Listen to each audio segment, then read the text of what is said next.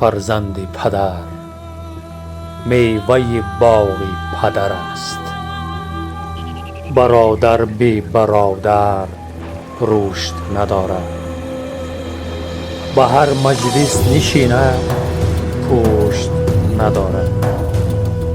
به هر مجلس نشیند کس و ناکس، مثالی دستی که انگشت ندارد. فرزند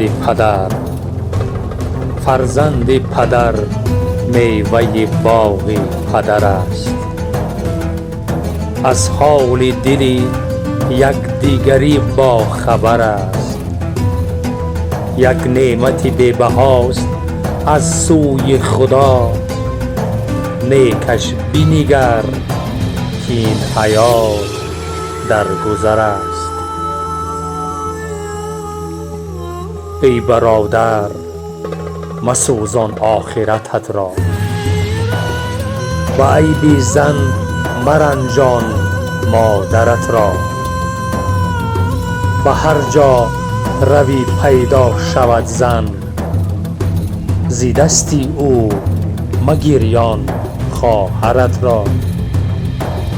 تو قدر مادر از بی مادران پرس، نیابی دیگر بال و پرت را.